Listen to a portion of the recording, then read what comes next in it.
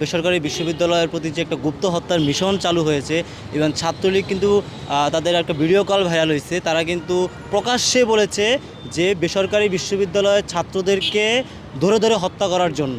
Even তারা এটা একটা জয় বাংলা বিপ্লব বা জয় বাংলা নামে কালেমা, তারা জয় বাংলাকে কালেমার উপর রূপান্তরিত করার জন্যই কিন্তু বেসরকারি বিশ্ববিদ্যালয়ের শিক্ষার্থীদেরকে হত্যার যে একটা নীল নকশা করেছে। এবং সেই নীল নকশা অনুযায়ী কিন্তু আমরা দেখতে পাচ্ছি যে আমাদের বিভিন্ন বিশ্ববিদ্যালয়ের শিক্ষার্থীদেরকে হত্যা করা হচ্ছে, হুমকি দেওয়া হচ্ছে, তাদেরকে ঘর থেকে বের হলে তাদেরকে হত্যা করা হবে, এরকম ধরনের হুমকি দেওয়া হচ্ছে। তো এই বর্তমান বাংলাদেশে ছাত্র জনতার রক্তের উপর যে সরকার দাঁড়িয়ে আছে, সেই সরকারের সময়ে যদি ছাত্ররা যদি অনিরাপদ থাকে তাহলে এটা আসলে কোনোভাবেই কাম্য নয়। সেই জায়গা থেকেই আমরা কিন্তু আমাদের অবস্থান স্পষ্ট করার জন্য নর্থ সাউথ বিশ্ববিদ্যালয়ের পক্ষ থেকে আজকে আমরা এখানে অবস্থান কর্মসূচি নিয়েছি।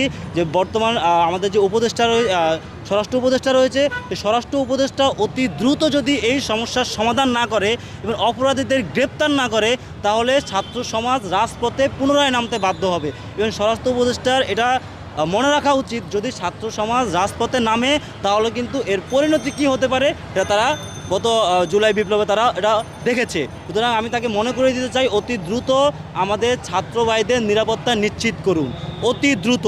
সেটা 24 ঘন্টার মধ্যে আমি চাই যে আমার ছাত্র ভাইদের নিরাপত্তা নিশ্চিত করব। শুধু ছাত্রদেরকে না, ছাত্র জনতা যারা যারা এই জুলাই বিপ্লবে অংশগ্রহণ করেছে, যারা নিজেদেরকে এখন